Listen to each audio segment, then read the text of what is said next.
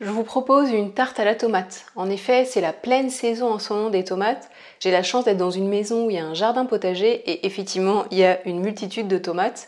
Donc l'idée, c'est évidemment de les utiliser et de les consommer de manière sainement. Alors je vous propose ma recette de la tarte à la tomate. Bonjour et bienvenue dans cette nouvelle vidéo. Je suis ravie de vous retrouver. Je suis Charline Royer, praticienne en hygiène de vie et naturopathie. Pour cette recette, c'est très simple. Vous avez besoin de tomates, donc soit 5 grosses tomates ou une dizaine de petites tomates. Vous avez besoin de moutarde, donc 3 cuillères à soupe de moutarde de Dijon, 3 cuillères à soupe de moutarde à l'ancienne. Je trouve ça intéressant avec le petit côté croquant des graines de moutarde, donc c'est pour ça que j'aime bien mélanger ces deux moutardes.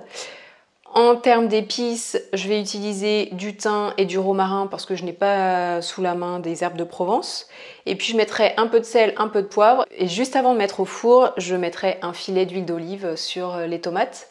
Donc la recette, c'est très facile. Vous étalez une pâte de tarte. Donc là, j'ai acheté moi une pâte brisée dans un magasin bio. Vous coupez en rondelles les tomates et vous enfournez dans un four chaud pendant 35 minutes à 160 degrés.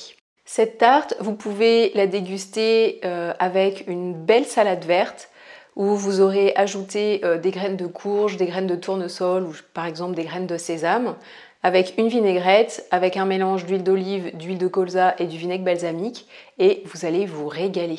Donc je commence par étaler ma pâte.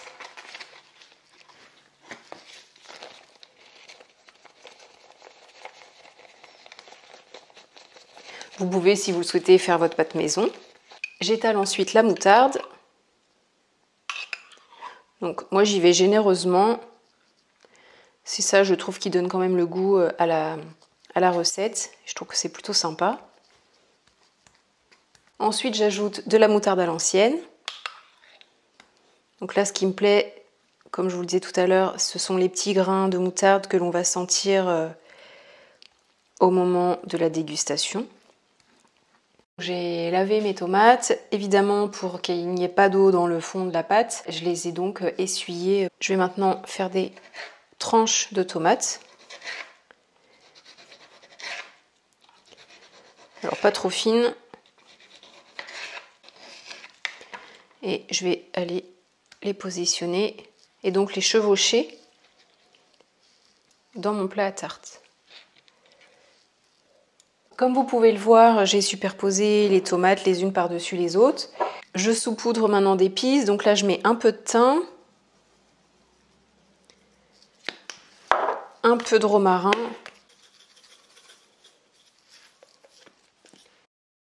je vais mettre un peu de poivre,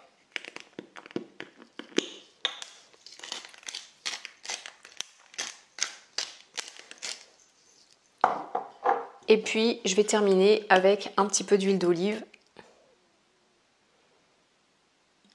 Voilà, ça fait 2 bonnes cuillères à soupe d'huile d'olive.